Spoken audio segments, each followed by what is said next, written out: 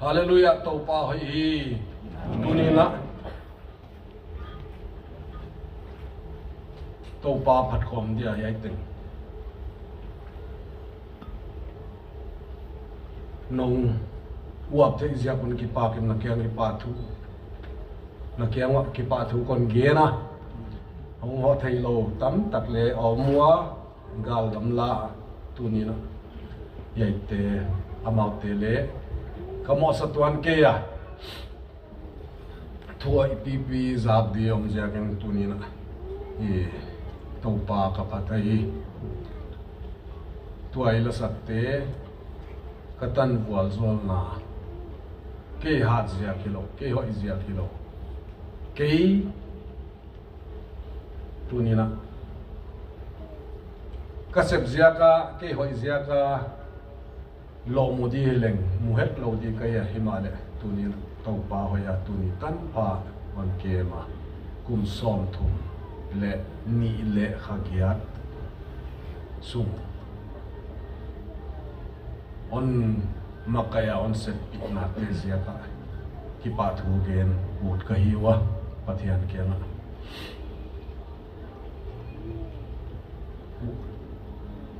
wai kara hi yai program danin naute non gen wa yai program suk tang tun na di nahi naute to thum na to akilan to to wa tunin yai tanakitunga kakipa ko hi yai tengin taksa nong uap thei zia kuna kakipa ka hi wai kya lengi logina mun tuam patin tutungi surprise visit ngin ke ya dina ka ubang hongtela ama chu hongtel lima ina ya te na tiketa na thona ananga itwa saka kakipa ka ama tungale ilamet phaket lo wai bana kanut kanute unawa kanu khanjing le hia amau tige li on surprise to kwa i ding sak mongol ka u chu den hong ding saka hong ding ta kanu jing jin kho jing i ama hi ama ap ana khola nu khan ana khola ai ama kon introduce masadi hi kanu jing hi kanu tin kho ching hi ama hi nar sa hiya e apasal vi pum siam amao nidangina lampela omwa waizo in langola game village ha waizo in ibwai zia kuna e bangalore tu lelin abakhosawa dam taka kas e gongo thai diale ka thai ke a hilele ka ticket mandi ka mu te ale o china mu hi dia tu na hyong tunga ka ki pak lua kanute mel bang mu the aum hi lam me thet lo ong pai na diu ka boy pi dil le a ke la wa pat le ka po khya di tuam le ka nei lo zia ke na ya hi tu ni na hi kanu neute ong tel theiwa ama hang re la hong tuang di kai achia a okay nong tuan the ala ki pa wai di hi chin wachana ye re hi lo na len nai nong tuang hi ni a hong tung ti teng kha group on gela hi le ko ya tunga ya chi le gel tuan lo kelle ho pi tuan lo ke ya de hong te le ya i lo le wa limla ka post te kya nga di ya chi bang te lo mo wai chi kara e kel tunia ki mu pan kai wa e ke ya dia hong kwan ma hi chi ge le e a chia nga ka ki pa ka e ana tu potin lat anu nu ching e kanu khan le hi hola tunia ka mu patai reverend gin nei thang zia ya e ama bang le tua ya hong kilang phut on hit lo himim ya ka ki pa ka kan ute me ka mo le phok ya tam pi oma tunin amau te ka ang kha khota ka hun hi inte khun a chi zia ke na hi happy ta ke na in on ngai hiak sabun lan siam ya siam lo ya kong ki phat ya kong ki phat ke ya hi le tu ni emotional ning kha che flashback tam pi hong om de hi zia ke na on te siam di na kon nge na hi nu ching masahel lan nang na ut tem hong gen in lan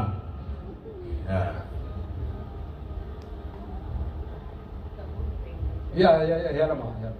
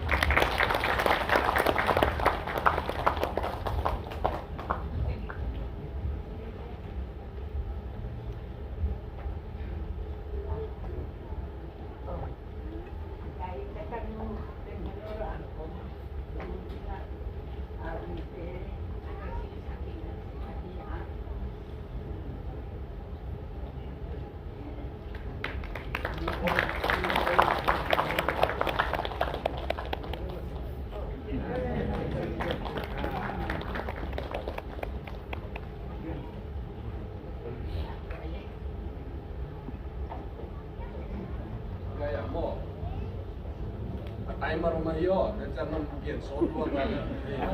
rồi máy của nó máy mà đi Hallelujah kita ni hi jatin hallelujah kon sama to ban thu pina tang helan tu ni hi mangin again bangina kadung simin kay ka stamp nar salutin stamp nar sa kapensona promotion kat lemulowin na promotion to try promotion vacancy le Manipuran nursing sister kong le song guk kongom hilele huay luwa jowlowa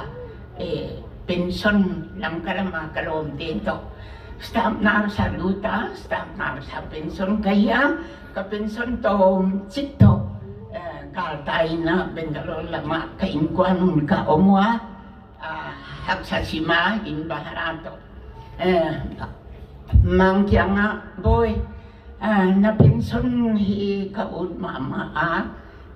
train khong ina kong pai zo ya ai kele ka bahara di kamule hong ho ti ka som di china Mrs. Chukatona wai bena hon ge na hiya hilele do pa ahoy ka van lai zo la gim het loa leng ding na ten tiketon kak sakwa do pa min kapatai mang hi ka ngai to cha ka u ten u pa la om na loa ya lang kalam in mun le loa ya bang hiam ji hi chin geleng gam vang la amau nu pa le in quan le sap tuang te na a pension ki pa thu gen di ka chi cha ke anu dam sunam mi nga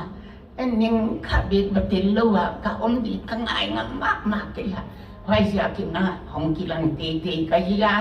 denina ka tu no muang te na hong gen zeka jo swai na to pa o kwa ka hiwa Yai tan na hon pi to pa luan zaman kwa ahia yai tan na pi o ahin kwa to pa nakman siang tho takin na ke ma ju le sa ki bua lo nang ma ke khap ju ya om na te jakin pension tan ama le ai activity tu ni tan aselo akhia pa ya bai le bai do mi tampi te pension mulawa om la ya yai kata papau ka ute gel kala ka hil kham le ka ai ko kala atapa upa pension zang te da to pan ya no te ma ya ding te ya ke anu ne on pisya kim ka ki pa ma ama sain ki pa thu kon ke na yai kata pa sia kina pola ina zohan lai kap tum na kata te thutakina omu chi kazaka na kakipa na ongki katia kata pa thutakina oma to pan pension tanina alam sanga anu ne stamp na saluta stamp na sa pension amma police superintendent tanang pension kachicha hallelujah to panamin kapatay to panaram sanga police luta superintendent tanaram sampa kapatyan a pension nungule atusuan akang son teo ngay lian to atiten sampau tunya kilong koma ombangin tuson kang son mudin yay katate inkwan muang tete sonte hohoite abekuna mapahoile mohoite hon mulai din na amau nu pare inkwante Nazareth Yesu minin tupa kapyai to pan wa solhen yaya hong pai ten le na me kun to panon wa solela nong pai na sa sau ale tambin to pan na sen na pai na sa sau le to panon wa sol ta hen tu ni ina lai xiang thou inaมาไทยบุงสักีนะจางช่องเลยมีแบบมามินนาตุงอาฮีเดียนนาเด็กบางอินมีตุงอาเลฮีอินเต้าปันกับตุงอาฮีดีก็ดีบางอินเต้าปันตุงอาเลเจนก็ยีง่ายใหญ่เป็นส้นกันเลยกิเตนจำปะทังมูเทน่าเด็กเต้าปันอาจจะเลยกินงง่ายไอ้ดันเตกังมันไงตัวเดียใหญ่ก็จะปาเป็นส้นน้ำSamson tum le sagi na te bang lung tang de lang piak te na dia e te jing nom le lung ang em na din Samson tum le sagi na bang kanewa pat ke hon to son tu ke hon encourage tu lai siang thâu tam pi ka lung si mai yai ka ta pa pa sia ke nam luta hilele tu ni gen seng ke dia aki pa wai ma ke khác để lý chỉ mà họ ngày lâu các họ 1986 làm mình là gì để vậy à bằng kata Andrew Gans lama deputation in kan nursing deputation in cover training ya vậy các cùng xóm thùng làm ita để lý bằng chỉ phải đi cái đó cái thế này kìa bằng chỉ tuần đi cái đó chứ để lý cầm bằng cái lao xí mà hilele katate hong pi thiom ja kuna dam takin deli twal katunga ya om te hon thi na om dua hon thi lo le na om diwa yai no ten katapa katanu te sia ka ki mai to to pa Jesu Christ min phat ko mai om ja kile ka ki pa ma no te hong thi le chin ya kataten program bol leu le athoni di ya yai tun na ting akwa ma tu ke le ya thu gen di le gen leng le angai khe diom ke le athoni di ya yai ting hon vuak swak sak lo no a hong ting ja ki le ki pa thu ka gen na hi tu in ka u te de ni na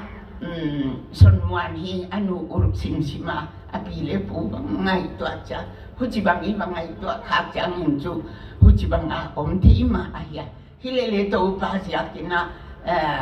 bang ma nei lo te len to pa na amma khe khap zu ya kinom te zo le vu ya par lam sanga de li twal bang mu lo di iki sak te hon mu saka India ko pi te ho nga ke bang ong leng lu thi ka chi cha thu pi ka salwa ka ki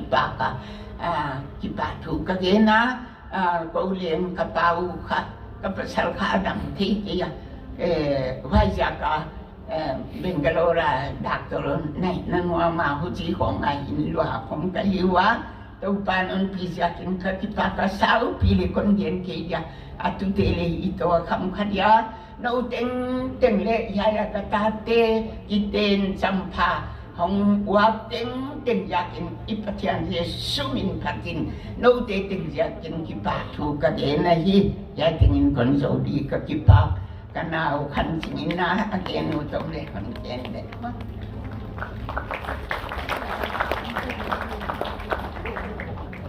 กุมซ้อมทุมเลลีไปตาสิงขวัญต่อกิเตนนิสิงเอารู้ตองกุมซ้อมทุมเลลีไปตากิเตนนิสิงสิงขวัญต่อว่าเขียนมีบางวันไงตัวเขียสักซ้อมกว่าเลยแต่เจ้าอันที่ตีนี่เกณฑ์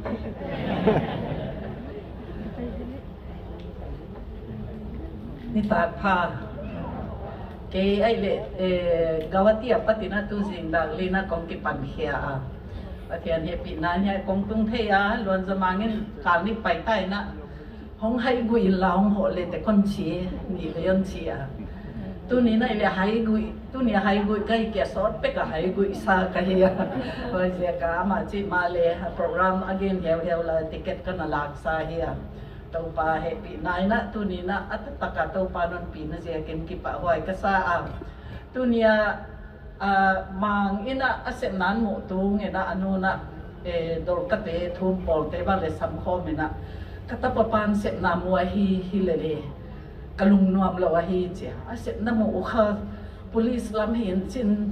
don lo di khong hi lo di khong hi kha di law ka hi thum pi dia hi cheทุมนะนั่นสัตย์กินนักกินเองกิปะทุเรียนหนาเละอัดทุมนะไว้เต็งตัวปานาดองอ่ะตัวนี้มัวสวดที่อยากเป็นส้นตันอามุเจกินตัวปามินพัดินอามาเล็กก็กิปะมาอามาตัวเล็กกิปะทูกับเอ็นนะฮิอนุทุมนะเละมีเสียงเท่าตั้งปีเตทุมนะกะสวดนายจิตตัวเนี้ยกิมุทิเจกินกิปะไว้กษาไว้บรรดาตัวนี้อากิเตนจำภาวะหิเละmangin sep nan ni zo in tampi te na chik chamo nei di che hom sup amang la kholak khong koi ya ma pot ai le ato pa kha bang taniam hi nunga pa helve wa le chi che ei hisab na pen na hi lo pati anin awai pen na na sel gu sakamau le ama to ngai lian to ti zui lam le kwa man ki thei lo chi di dan to pa lem ge long to nga ji hoi ta kon nei a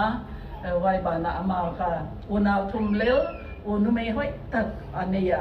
ya ba yin leng amal dialwa ba anute kapate te na en kol ai na lo lam ka khong de na en kol zekin au uzia ba le ai tan tung the hi chi ka thea ki pa wai ka sapen ma wai bana tunia ma nu pa leng kum som thum le ni to pa na chidama mel mu thea ki ten cham pha om zekin ka ki pa pia to pan kiten kum tam sem ngai mel hoi sem le to pa wa zon na tangina ong khangon la tu le ta te mo thei din le to amang na pension na hi government na kum som thum le thum service na ne ya to patina to pa non samatan to pa gam na sem dina kon dei sakina wa zon na kon pia hi ken midang te na pa te pon do man hi se ko ken gawati te pa te pon dum kon sil sak di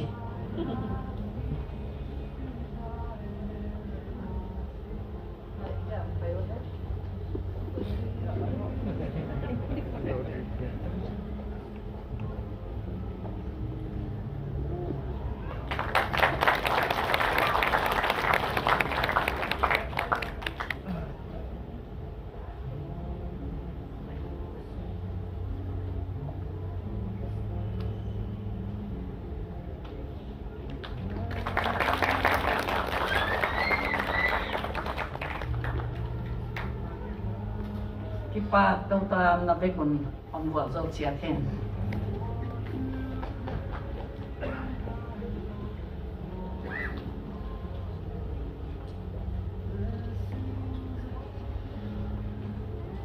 sepna ko sepna hi midang sepna to ki bang ke zoom le hiam kara sep kai na wahi tunin zoom le hiam kara sep kai zakwa tunia swak ta kha yai tanan ki pension tan damamu thei hi ki pa hoi pet ma hi ziakin e mi tunga mi isanga sang join le pension hilele in le ki pa thu gen lo thei lo hi zum le hiam karam swak ta hi na hi china tu ni na hi sort khop nào te to gen khom wa bang chi di dalam son mon nun gen a stage sagi ya minun gen a wai ting ting hong pai to na to pina hi kho hi mai ni china program konsom wa tu ni na hi to pa na hun hoi on pia hun tho veng on pia ki mi kia nga bang ma om lo wai lo na bang ma thu lam dang zak di om lo wai kia le lo na zan bang ina hui vot bang hong nung yau yai te hi to pan i thum nam dong hi chi atianga ki pa pe ma hi tu ni na yai hong wa ti na den ye na ya kanute ni ya ka wo ya adang te ya ka tu sa upa kham chin lian bang amao anu paun amao le hong surprise so kwa wai lo ina pu la lom pui ama bang Calcutta pat hong leng lut venga on gen khol aman ka zo kong ho thei diam ka thei ke hi le kon indio jin a ni khat tiketon WhatsApp kare mai zen ki pa tu ai hallelujah jina ken le kana donga nu china ngai biak kain pinu ngai biak hong dingo waya nung lama tua ama kain pinu ya representative vai mai dia no ama aya wan swan boy den ama leong dinga eu tu pa mang neu ko no oma mang neu ya ko ti te ma go tia hian ki pa ke na tuin lan khong aya kamel mu ka mu khang lo om khaya chi bang min lo khang lo bang om khang di kalawa ka ki pa ka non ngai na siao siao no nong kwan veng veng wa ya a khotwal ten den chen nun ngai siam ke khadu chi bang le kon kalawa zia kha khotwal te on ki pa pi lo nun sakha diu chi bang no ki pa protel kai no te om ke leu yai program om thei lo di tu ni na hai tu pa tun suam thang na saya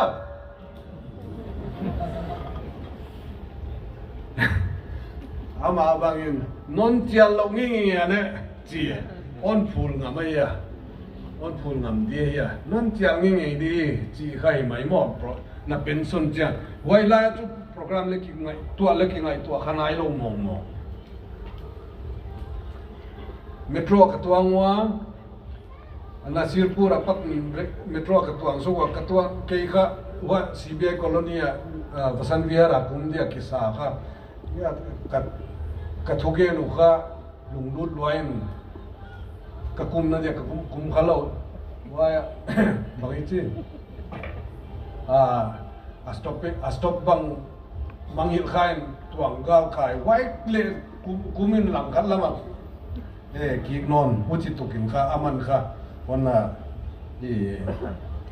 all moa tuni na amel kamua ka kipa ka ama wish tang tung thei hi chi dan na ka koi maya tuni nai nu le pa te yai hun mu thei leo chi bang long simina omma ma le paisa phamsa te ngai nain mai son lo di na hi tuni na nu le pa te zia ka yai tan tung amau te thum na zia ka yai tan tung kai nai nu le pa te tung le ki pa thu pathian in thu ina tang le chia nu le pa te thum na tang tung mai zia ken hi ka service ya program sheet up na ya le ka posting na khong ka pian na khong ka ka history na namudiwa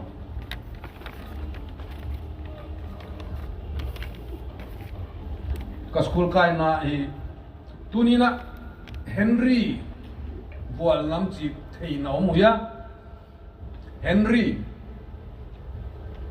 paitangam sunga Henry IS chi na thei ngei u ya mo on dong vewa uswag sa thangin trot hingi ya ya le thei limited ma mo kon ding sa ko thei ut mo Henry Vumlun Mang Bual Nam Ai Song Ding Le Con Nghen Đi Thầy Chiat Ni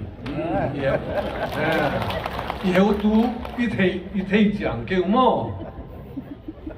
Tu Ni Hi Amma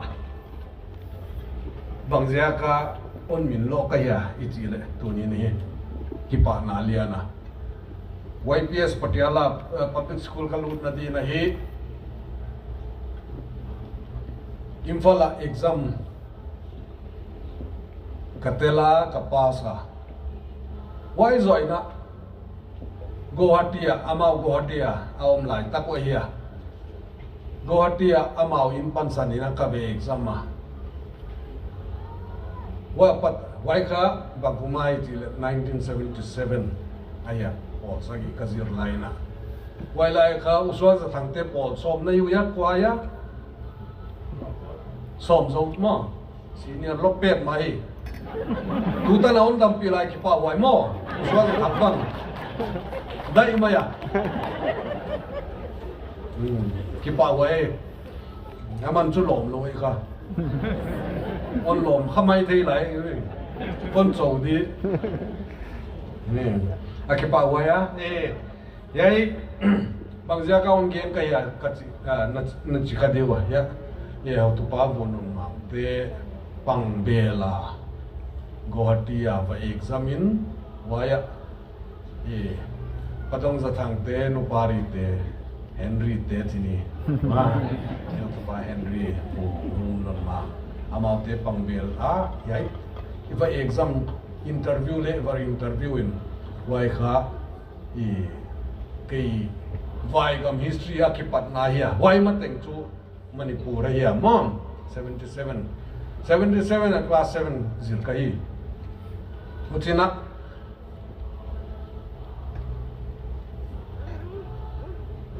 wai ke kya ho loina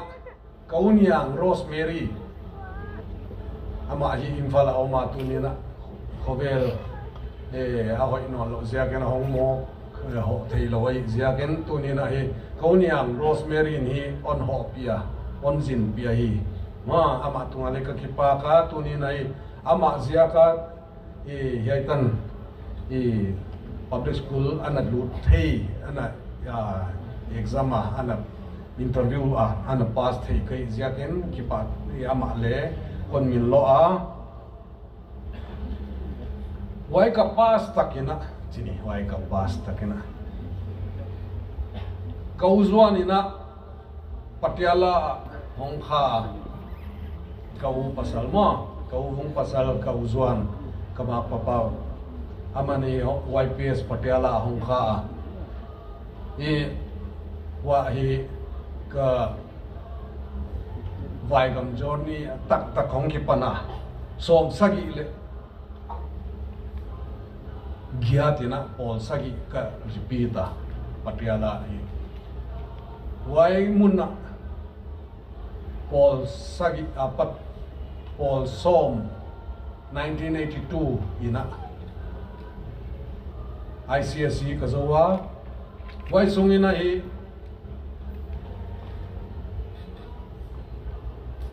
Patiala district bang hockey banga bakimolina selection katanga kamua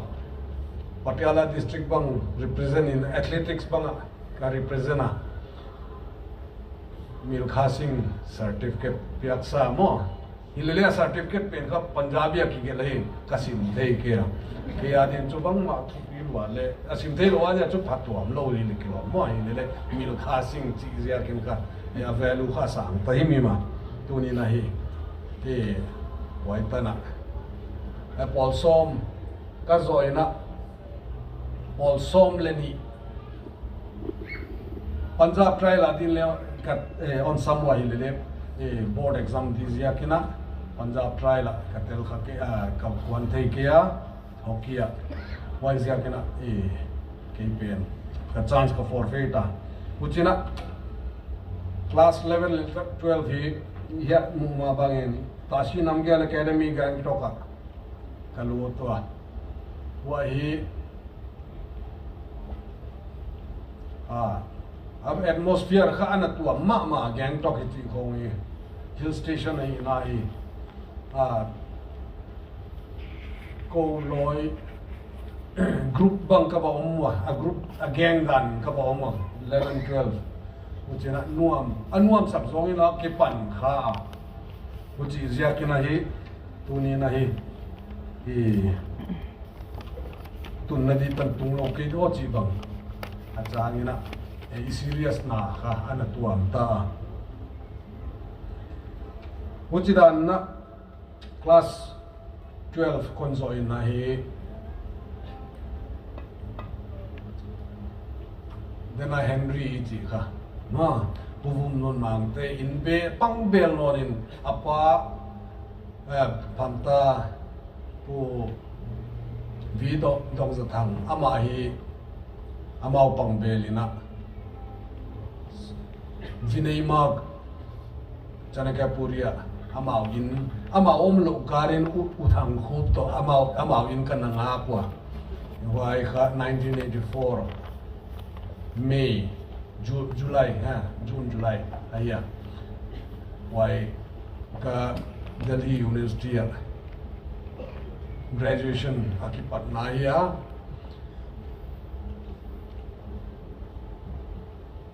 college kong kaiwa KMC akakaya hostel kamua everything first time kuchina min second list third list anga apply on first list ngin kapai kha why ki kara hi heu to pa pum chin khu kalom pa hong ding ngong mong yo hoi taken at bang chi to kina kol ta ya manai nuwa các kịp buộc tắc lái qua chú còn lo hol lo ấy càng đi đấy tôi này các mà single rồi mà lại trên ăn này sao theo tôi qua tôi cũng chính có bike bằng khá chú mà sao cái này tầm rồi mấy thấy cái có gìเลยค่ะpadong sa thangin ni khaton phone kaboho le khaton piain chin nang class kai ngi lo mo ka principal pon attendance short de hi chi ka hem chi kya na thon wi be au chi le adi dan khen ji dan non to lo denai chi tu pa pum chin khu kha ama pang ga bel rồi cái hostel là tam rồi lâu cái chuyện vụ chỉ ra kinh kha gian bằng cái gì cả bằng why Delhi U special Delhi University special bus hong tuang te tu lai nom non ke bang why te 8:30 class why kalindi kun koi apata hong pon chen why te kha 8:30 class kai zo room hong lo ton chen hong phong mo ka head of department in geography ya kia ka head of department in on dong in what happened to you? You're not coming to classes. Sinus problem ka nahi you eat lots of chilies why ka solution leon hila kuchi da na ya exam chi te chu zan hak zena sim zel bangza ka bayat bangza ka thei chi le thei lo le to pa hoya tu ni na pathian hoi na zia ka tu ni a sep na ni kha kahi kasiam zia le kasim tam zia ka sep na mu di leng tu ni na ke ala sa ram di kai zia ke ni tu ni na hi pathian ka pata mule pate thumna unaute thumna yai teng to panon donga yai tunia na mawa dinga I pension lom dia kisai mo yai tang tung thei le lai I keile sepna ne om khalo di kai I ka twilight un le kon gen lai di lamka tu ni na kalom te ni dang kana ki pol pi te tam tak ten khovela on dab pi non kewa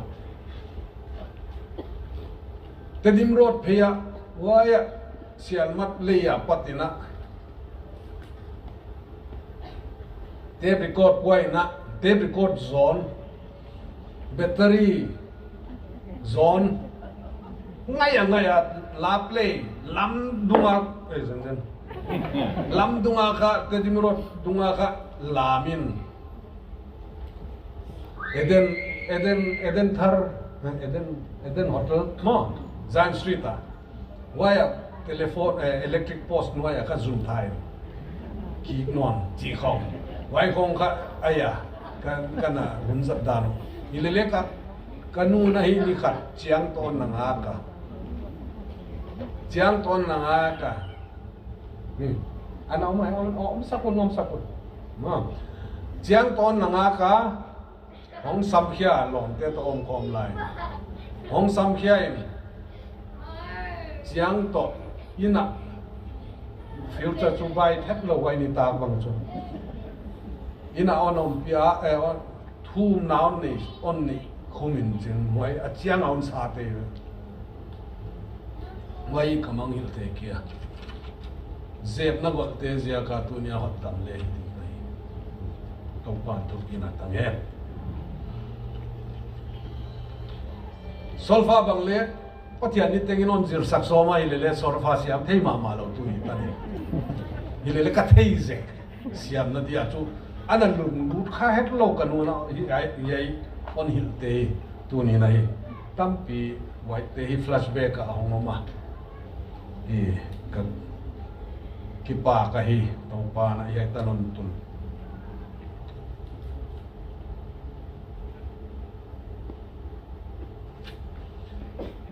ki non sexual dia line suknua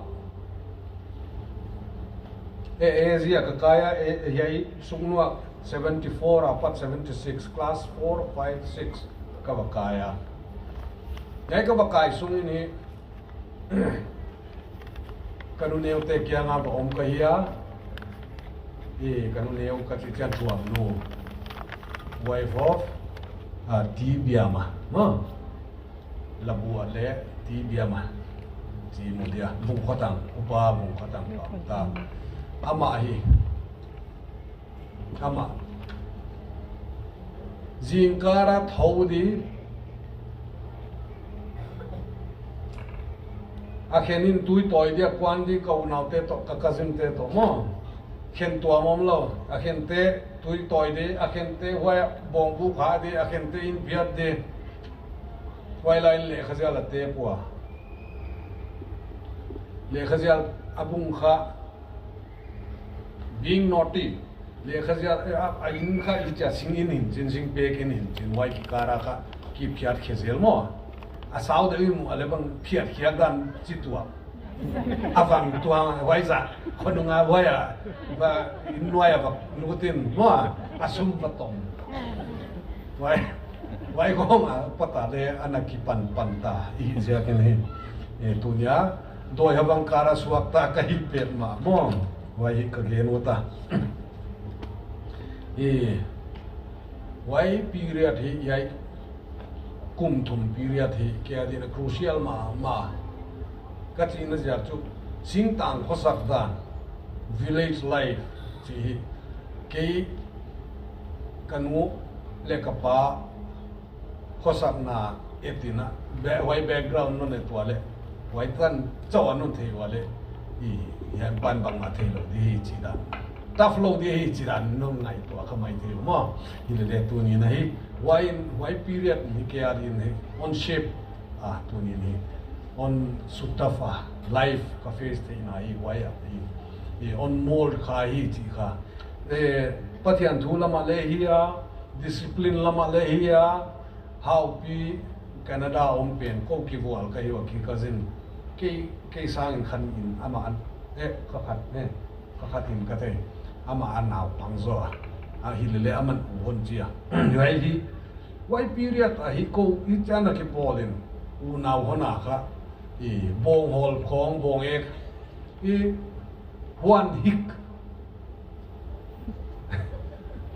huan hik kai kha yo muya hem su pa thang no nin chu ha me thei di wa a kai ut na bang le tuam se mo a thei lo te ki lo sok di dia mo huan hik bang bakai khain nu te non hi saku bang zon nuam che lo e a thei te cho in enjoy my own land tunin he then service period yong lut dia service ai ya training line he tunin unau pa lan samang hongtel thei kya inteng no hongtel thei aba hongtel le au teng hong sam hong ge ne lan hong soi sa le ka chi ya ama bangen aso ka training line 93 ka training line ya jarada training ka yewa ya na zabgar ban tam zoi ni thei dia asung te kya zo deli ya training kai chi din chini le le wa ya sing tang ko ma training ai dan thei na thei le zo wa ya sing tang ko ma om ni di ai long thei di wen che mai tu nin ka mang yo thei kya ama wai training ka zo ni Shillong bang tanyam ka omwa wai sungi ni phamta kapu singkhan thang singkhan master ama pangbelina Meghalaya police attachment in Kauma Long Rim Hills apatina office kain kapuan sekwa Shillong posting zo in hi Shillong patina Guwahati vicina kenni ka training zo unai relina katuangwa rela pain steel trunk khat top kaki ka kawan te top suitcase ka top wai ka pai now hi Shillonga cover poster Shillonga patin hi Maruti van ina in kuanina kakit suan hi Guwahati steel trunk khat to suitcase khat to Shillong kaluta Maruti van ina Shillong apatina kakisuanon hi upalal kukolal lalpu tombing no aman hi hong khat chenan tik saktakina hong kha Guwahati apatina Silchar kakisuan no na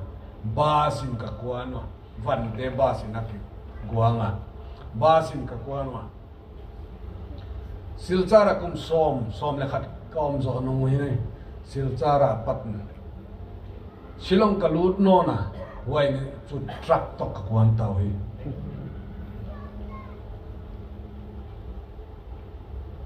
Shillong apat Guwahati kalut suk no na wai truck to gari ni yam thum yam to kakizuiwa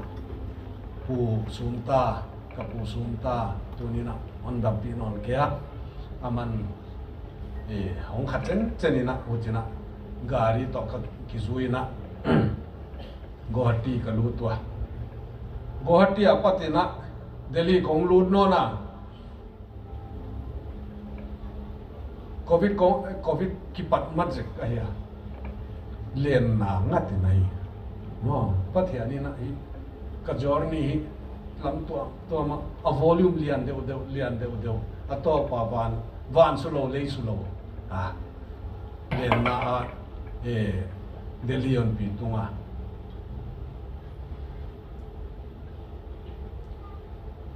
tuni na hi waya covid hong ki pan non covid on phak ni covid on phak magi na wai i huang khet no da khet magi un hi Guwahati ka sungte la din ka kwan le ke ni song ma le ni ka bata nga lak ma lak sa on na kai ki kwa wa ka ta nga wai pat kong tung ki kwa kong tun ki kun hi bang sina kau mo i Delhi ya tanam nei lo ma bang guest house la lo guest house la function khat le lo tanaw te la ka le la vadu ei lo mang bat hoi pen ma hilele service join ngai waila ma le khali ngai hela ma le occupy ngai allotment na panta quarter la zo siang nai lo renovation waile pai ma son thei lo uchiran oma Manipur Bhavan hiya bakata Janakapuri pena kwa male omlo unaute hoina sia kena sangam tena onna phone sakwa wai Manipur Bhavana dormitory ka ki wall sukwa main ochina ankha ration antang regular akwa ma omlo wai chan function lo wai chan wai an pen akuk penin kha ko asum kapya ku utina awmomon bol sang mai dal to bagai ne ku ka dal to alu chiran mai wa nam tak mai mang bat hoi pen ma uchiran kha Delhi kong lu tua tu ni na Delhi bang kum guk akum ngel le kum guk mai kum guk pa hom thei Zana pension tunia molo anniversary lo chechen thupi pathianin thupi na tanghen lam tuni ni kei ka katan bual zol na ka phulo to pan ondom sanga mi sang in sam zo ke hilele tuni na hi ka khipa kai to pa ke khipa tu gen na hom wa pun chia kon chia lui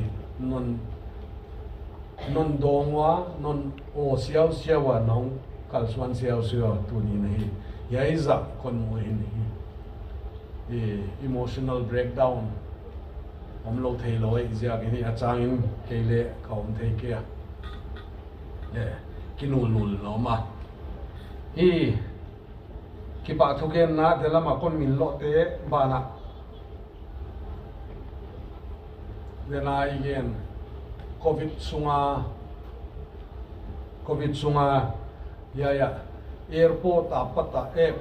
kon gen lai de thupi dan ka covid protocol na salwai ja ge mini kan taxi atwan thei lo chi bang ka sung te to kong kinon to so ye pe nei online semun ka sung te to kong kinon de gohati apat kong kinon kyak te puni ya gari khata mi nga ka hiwa gari khata tuam thei lo suap normal occasion il chu gari khata airport tun jiao mai de awaile ta karni advance chilayo awai taka ya pata ina pata pai tai khedi ni gari thum hong ngai ta azia ka mi ni chat tuang le akhat ben mi chau pai thei di kai chang gari ni in kidai lo athum na hong ngai tho uchina gari thum ki sui zen ka airport ka manoa airport ta singpi don but lua singpi khat le om lo azuak mong om lo awai ka heu tu pa siam zamuan ama go te om lai ben puan singpi duai boy aman ka bagi heu tu pa kailen ma kai bagi mang ko tang lo bakat CISF ka airport in charge kai min lun kai min lun ama ana hopia ama truin ka constable ten singpion toiwa waya ka check in zo nungun singpion toy ko passenger ten mak salot de mo wai ma do chi ze ni na ka on inwa wai ne ka singpi lo ni tu ni na ka mang yel thai ke cái gì lim lốp bẹt mấy vậy nó thấy u tuổi là ôn hiểu đi cái tua mình kêu mấy đúng không tôi nhìn cái pa cả ít gì đó này coi hiểm ý Delhi công lên lu tua vậy gari thùng mắc ngài đi đó nào mấy chưa na vậy gari này tua Guwahati con sung ini kawan te kon thona ka gari le kon thona ya unau pa siam no ma papa amau ina amau in care of amau in pansana kai jaken amau ina gari an tunga ana tun chani i taxi la airport a mo di lo chan anu pauna airport gari khatwa ken amao hong piwa hong kiri hong riske bewa na to pilo telmo covid la san lai uchina Manipur bhawan de na yen wa kha ka tung thewa tuni ni moi te nu pa siam no te amao tunga le ki pa na lia na hi mang hit lo de na ha CBI sếp na no CBI sếp mo no kéo bằng mà ghen lâu đi hi chịu hi lâu mo chỉ đàn được mo mi nó bằng gì cả CBI te hi chỉ mo quay đam te lâu quay CBI te hậu bị ngắm lâu hi lâu kilo mo tu ni này CBI lút cái lút đi này kapa ni staff selection à bằng hi Armed Forces Headquarters le kamu nang wai join so le te mo Delhi a fix di ve chenon chi ile news khong isim chang CBI te chi khong tam bang ya interesting loi le kilo min chi wai ho chi ki kara ukai thang bangin na le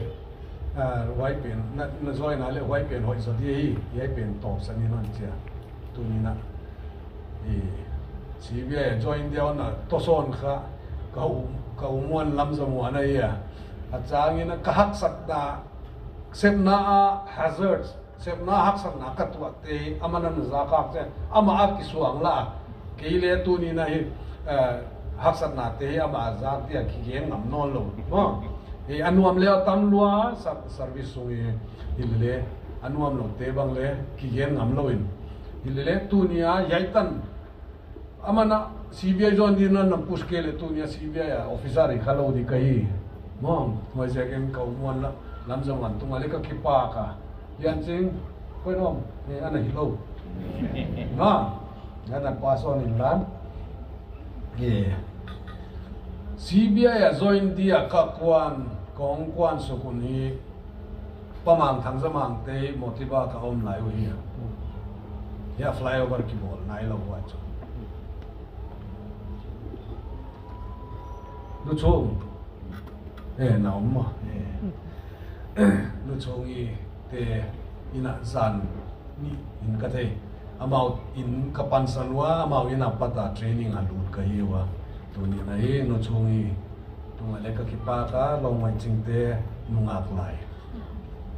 tuai lai ching ma wa thu pi lo te ka kipa ka ya hi ka journey ya ham bathuai tak en kalut pi ka sep na ka kizui pi ka training pi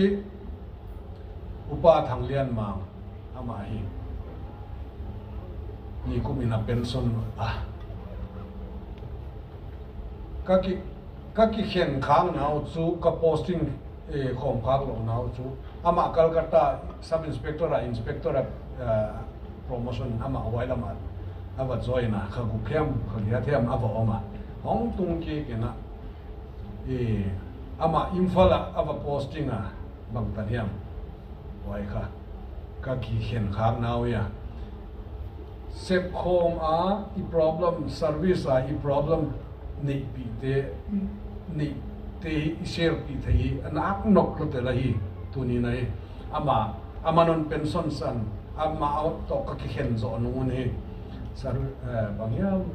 i common issues in te share di non ke thomau pen wai pen ma tu ni ne thomau wai ka chi chan hi CBI ke executive ana nung pen le ka hi mai the tunina ki pat na thil le lo na CBI dia SP ke ana nung pen ka hi pota tu ta CBI executive kwa ma omlo amaina senior superintendent of police senior SP unaupa Tanzalian sar Tanzalian iya ama pension masa wai tua ko nunga ong thuak di omlo yai khasia thuai labang thom haul wai le hi ilele I was the last man standing no last man standing le tua kha pension tunia pension ta tu zinga pension ni zinga kha muscle cramp nei som alai no tan on jing tho som tho ma kha yai ting ichina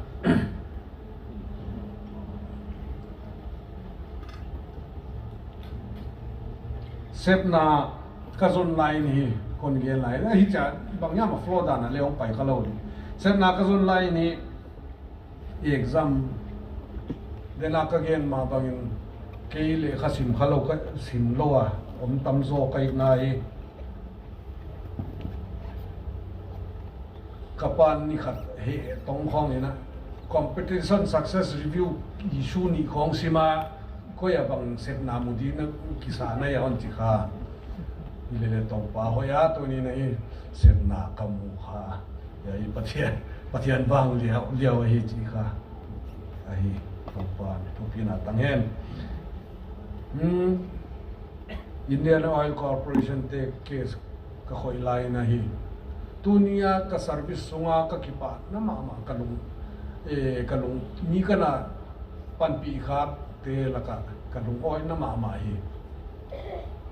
Indian Oil Corporation Guwahati refinery te case ka khoi lai ni ni khat nu mei naw pang naw twai lai khat nu ngak no chi di chu wai kha ko fi song vak lu ta problem ne ya apa om na thelo si ya dam ya chi thelo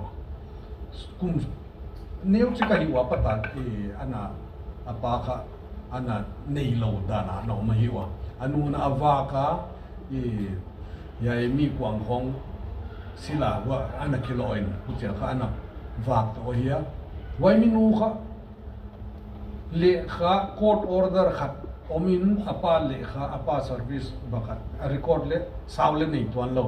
wai kha on toya sar ya e hongki report le ken Indian Oil Corporation te case kan izia kasu izia kini ke kya ga on solo bangyam pan pi thi kha ka le chin ong kwana ong lo ta problem ge na achi le ken ka hi thei sun chu bang dang mai ke HR GM HR ke nga ka phone a madam yai no ngai to sa thei duam she has only a copy of the court order, nothing more. No, reinstate the at service loot king na din. Why banga terminal benefit bang om theya banga om theya ay lole employment om theya on an examine the lan nana et thei wale china ka request le on sui wale record to omlo record omsun kha waya PF bangzaya mana ki khol kha lak tel chu nei waya kha lak tel kha release theu wai sum apata kha amau anuna bat bangana nei wai te mia bat te khong ana ba khat ana din thein huchina khonungia nurse training the dina akisa nurse training zoi nei I tuna le achang chang non communicator ama hi Assam governor nu governor pa medical attendant mo personal attendant anak pangin chin tuni nahi why ka lungsima we no bangyam return you expect he het lower mi kana pan pi kha ki ke na le hi tuan lo wai kana pan pi kha ama a khosak hiat na yai thu pi ka sa kel le yai tu ni na kon tak langa le pathianin yai kana pan pi thei tu dia kana pan hi ka ki pa ka ke le satisfaction no ma yai tu ni ne yaya lai te service lai ten le ai lo le ko ya le yom na hi pan pi ngai te pan pi zel dina kisani ti hi kon haswan uta dana kiten ni zinga singwa to kwan chi kha kon gen ta dio 1st May 1992 ina ka kiteng wa ka kiteno he 3rd May ina roster school kha akang hong halwa chini akang le lo hong halwa ati le da kin hong ki khen ta da kin hong ki khet cha ni jingkar da kwa la bel he ande kun lai vada sugle lampi ko te dimrot to ki po to ai ja ken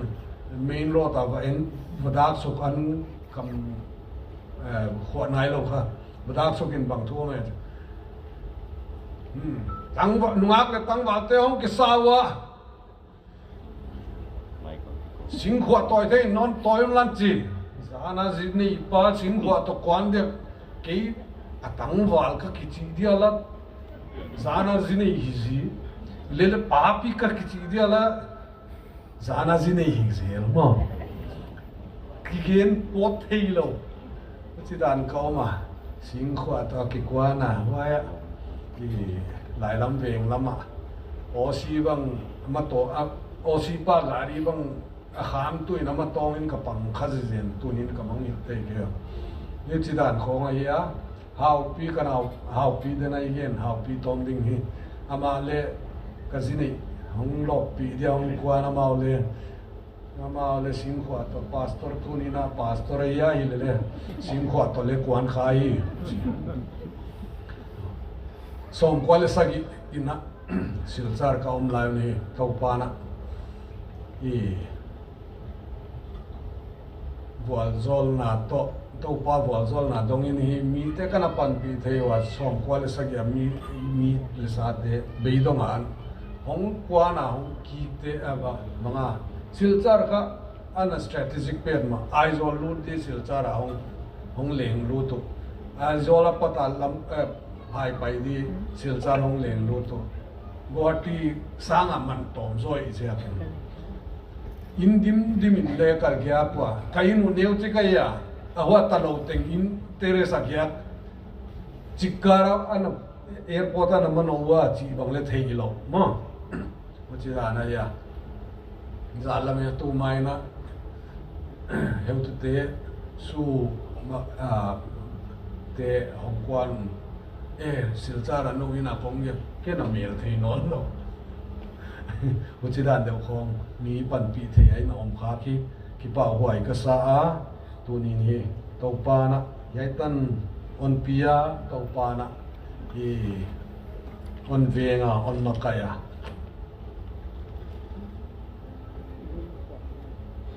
sep na koya zile pasala in kwan kep na hi ke hi ka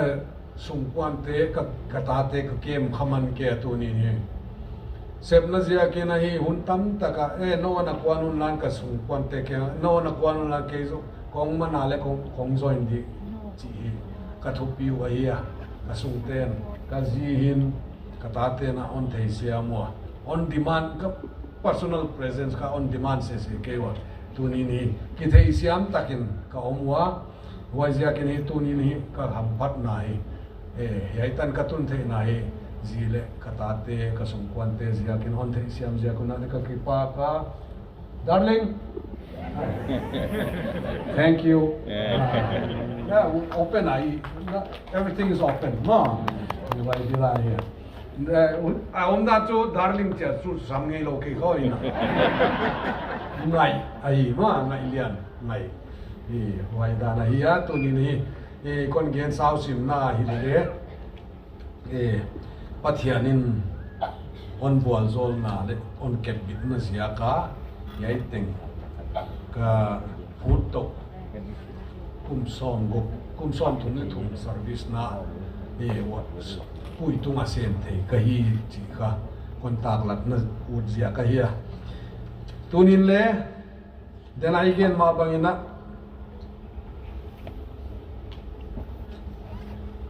zoom le hiam kara sem ka hi 2003 na High Court zoom le hiam ka chi hi bang dang le ke sep na CBI sem te accused te ayu langkat lama court ya na tung is itunga te supervisory officers senior officers yai teng thumi on hien thei nge na yu ma ye accused ten court on hek non theo vai bana ye accused te main bangi senior te main yai nei hial को बंग चो चैम नुइन का गेंद से कुआ आपने ये खत्म नहीं किया अभी मरने नहीं दे अब अभी मत मरना माँ तू ना सिनाई के उन अन दम लायुन यही ना जो नाई के ची बंग चैम नुया खा की गेंद आया ताम पिना वैसे क्या तू नहीं दिखलो तका है बंग ले आके ओमा हाई कोर्ट बंगा गोटिया और है का accused tu na sita ya hi a case pen to a dismiss aya 2003 World Cup tension mi ki pa taka om lang ni tension bang ka chidio china me ali malim nek dili malim ma hong lu yu guest house a lut bong lo pathian bel la mali alam piom lo ka accuse pa na zuwa wahi chi kha zan je ka search cover ainu cover lo na wa wai pa ni thil om teng kamu teng sum kamu wale witness te presence a ki panchnama Caesar memo ki boli wai kha amandia ka bakwan takun hi ama ana tai ana kimu ama khwa ava kwani chan ama kha upper hand ni ei khap ni khwali cha ama kha na tai hiai nan tai mangin aima ama ka lutin iwa etle wai kha kaina ka kazi jewelry teng gold jewelry teng sumi chiza zanje ka Caesar memo aka chengza khatcha wei ve ka akir kon aina ki musum waila chu yai digital bakat te om nai lo mo nai chu da na ya on he tak akibu mangkha on akibu mang chop le lo wai kha zuwa wa on he chian hi ya khonung ina ka manwa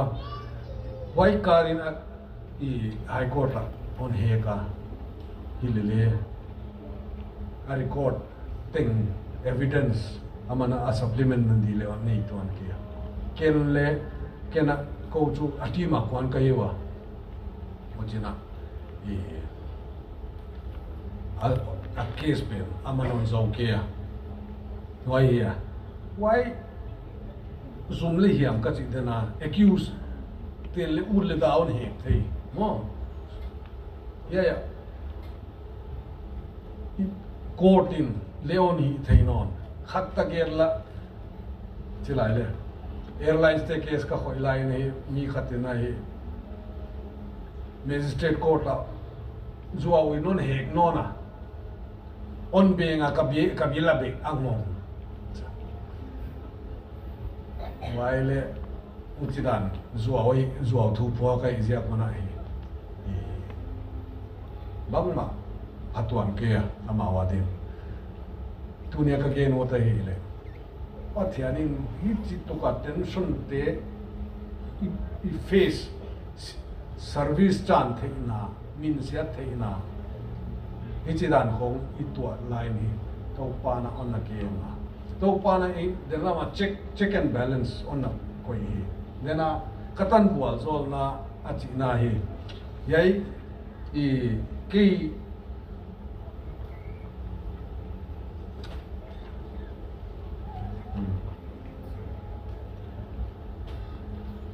du thusam dei thusam lungel na te tuang tung hi le keima thupi nang le nop sam nang lel hi wai bang le nei mai thei mo over confidence pathian so pathian hi na ba tok tho di le hi mai thei le tu ni ni wai te ka tu ai ni ki life on change then jana ya loinon bang chi zong non ge na ama abun ka ang khak son dia yai te check and balance hazards of service yai te hi tuak to pana on dom sanga yai te beyond on pi na te zia ni tu ni na to pa min ka pata hi yai ten khong ai dia ka gen te gen khak lo gen dia kilom ka gen khak lo om te ai te no na amana hi on kadin pi kom komina mo hong tingen lan amana hong gen le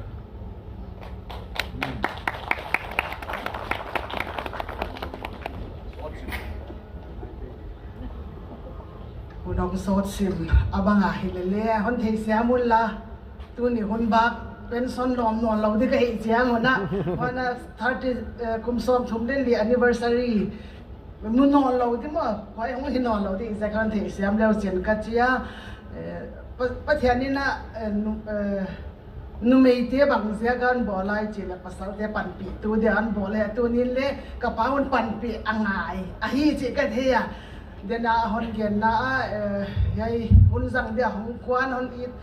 hon ngai nam ama hong kwan te akhen an ding saka akhen bangon ding sakke kum som guk zot ching tama a hi chi jiang mo hoi zakin on ding sak lau te ken kon ding sak di ka chia tuina ulian kham chin lian le apiman lian zaman hong ding leu ka chia ma ai zo la ki pata yai program zang dia hong kwan hi wang amelu kon la ko thim him ang ting sai ki pa ke a so la ki pa ko na hi in songa leng ka in song dong ta te khata hi wana gen lo le gen lo ngam di le hi lo wa la long pui kal ka ta ke pat a ya ama le happy ta gina umangi na on mang hili tha lo hi on gen on ding sak kha ke ai happy ta gina den saket kipa ke tunin na tunga ka kipa pe mawa no te sia kina pathian min ka phat masaken hut sot ka hon la ke dia tuni kha thanksgiving a hia tuni kha thanksgiving a hia in khwa a thanksgiving mo kipa chu gen nai chi chiang ina inung imalam thu ki gen thei lo e vai mo le moi sia ka inung lam thu ki en lo thei lo inung lam thu ki gen lo thei lo a hi sia ki da nung lam tu neu chik point khale ni ka hon gen dia tu ni na umang asep el chen ka hon pan sia ni dang ina lam ka lam khong a chu CBI chi kha ki thei khol lo in chen CBI hai exam line na romantic dan kan gen di chu zen hai CBI a interview ya kwan kha ahong hel lai chene ma ka kitien ma wa hong interview a kwan hi a ki be sunga son ma wai khoi nung kum ni wai chu kiteng ta ahon wa kiteng ta ka hi wa wai lai na ni za thai ma kanu na mang yai bang chika interview a wan ni kit kana thei non ke ei kitien ma interview a kwan ei en chu ki thei le ken zo thi hi nga ba chi ti ba ko trai khon lo mo che dan khong ai service to ke sai i wai sia ka kon gi hai kon gen lan na ai amu ma a patale CBI amu ma asep na ki patale ana banga an alampi ana zui pi ka hiya hoi line i twal niam mo i line twal niam pum kho thang line twal niam ka hin ko ke ka ke chiang ka twal niam pen ma hoi le amina CBI ki che banga CBI en le ki thei lo i be wai la yam mo ka thei na hu le ka saru thang zalian kha CBI na lut masaya amau lian hil dan ma thang zalian tia dan te chi khai ki thei dan ni dang ina uswan vum swan tia te bang tia chi chang vu swan a te a che dan de o thang zalian a te cha ki thei a hiya hey journey CBI journey hai mol tual niam na khat ka hon gen lai zwal dia silonga posting line na muang a piang ta hi sakin nge ka dam thei lo sakin in falatian gawatia ahon solwa wai ko ma silong pa posting na mun ka bo ho na uthang zalian tin ka ba pha wa chile azina apawa hon phone le ulian nulian te hong hoi ve che nang ko ya ma che mal khana chi kha ko chu an banga mal khana chi thelo kholam mundanga sarcha khodanga pot khia chidana ka ko ya akhon nung ayan theile mo CBI tena mal khana chi chang agor down no neu chik sunga avan kol khom nau china na hiya hei te kon itual niam dan mo kichi to ga tual niam tu nia ya SPZ aga pangkhai tu pi ka sa pathian min ka phata hi denina pan na hon gen zwal hai thu gen lo kal hai kahin khwawa apa service sunga kahin khwawa gen lo theilo kahin jagen ka hon gen ber zwal dena buaina haksan na atwa la ya ipathia nu kha apa ama thu amon hoi dan sap the chau the engle tau banang hiai na chibele chi theila hiai sam za le som thum hiai hun lai na sam za le som thum kha pathian in hiai thu ahon pia ama sap na di na hon sanga ana inda pai chiang mun hian no tu le na en leo chin pi da vidina banga gen chi le tau pa nang thulim lo na na theng gi gel na ma akwa ading zau dia akechia hoi hun lain apan de dong thei siam hen lan don bang le ana don thei tep thei muam thei cha character lose ta ka chini in zile takiem lo ze na lu si lo na nuam ama life ama mimal nop sa na dit lo tampi ana hi thama ana pil wang zo lo sia ku le khamai thei le hoi achang i hon sim suk le himale to pa na kia nga ngai dam na o ma hi to pa ya na nga yai câu tia dan on pia ka hi wai sia ka kau mang ten a hi khelu om hia ka in kwa nu na mo ka thulim lo nau